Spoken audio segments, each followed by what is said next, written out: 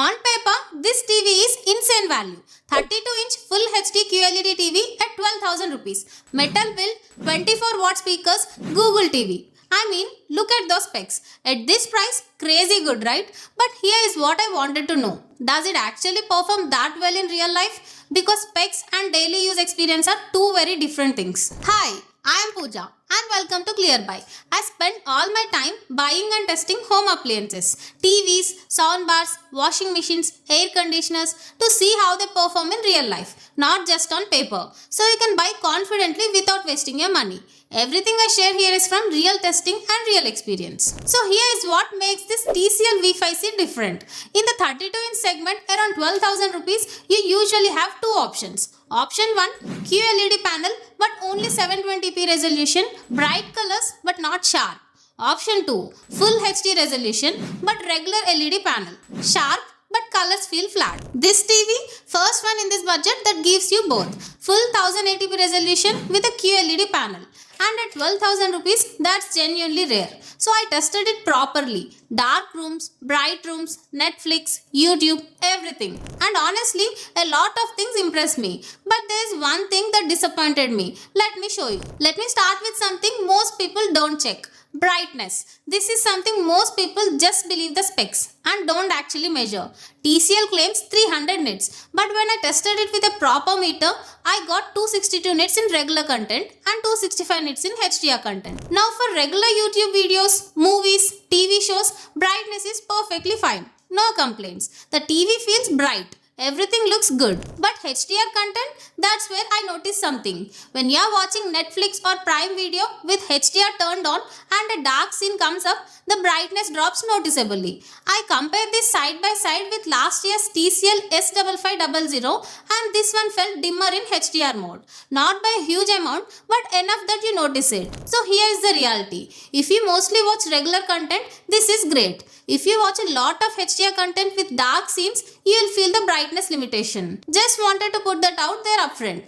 But here is where this TV genuinely impressed me. Colors. This is where the QLED panel shows its advantage. They are punchy, vibrant, eye-pleasing. Red scenes pop, blue scenes look rich. Everything feels lively. When I first turned it on, I thought the colors had a slight warm tint. But once I started watching actual content, I could not even notice that anymore. Everything just looked good. Picture sharpness is really solid. Full HD at 32 inches gives you clean, crisp details. Text is clear. Faces look sharp.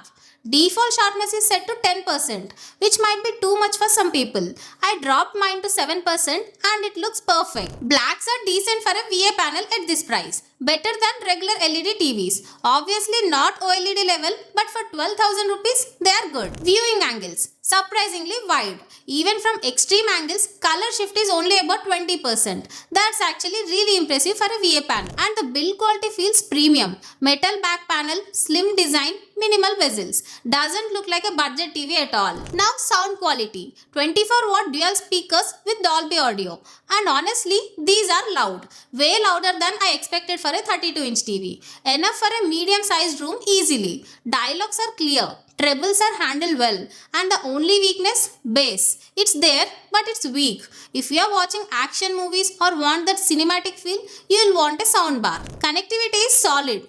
2 HDMI ports with one supporting ARC, USB port, optical audio, LAN, 3.5mm jack. Everything you would need is there. Bluetooth works perfectly. Screencasting from Android works smoothly. The only thing missing is Apple AirPlay support, which would have been nice to have. But let me talk about the performance side. This runs Google TV based on Android 12. It has a quad-core processor, 1GB RAM and 8GB storage. Now, last year's S5500 had 1.5GB RAM and 16GB storage. So yeah, they downgraded both. How does that affect real use? Most of the time, the interface is smooth. Apps open fine. But occasionally, maybe once every few hours, I noticed a small lag. Screen takes a second to respond and there is a slight freeze when exiting an app. It's not terrible, not a deal breaker, but it's there. Built-in Chromecast works great. All your favorite apps are available. No complaints on that front. So after weeks of testing, here is my honest take. Current price is between 12,000 to 13,000 rupees. During sales, it drops to around 10,000 to 12,000 rupees.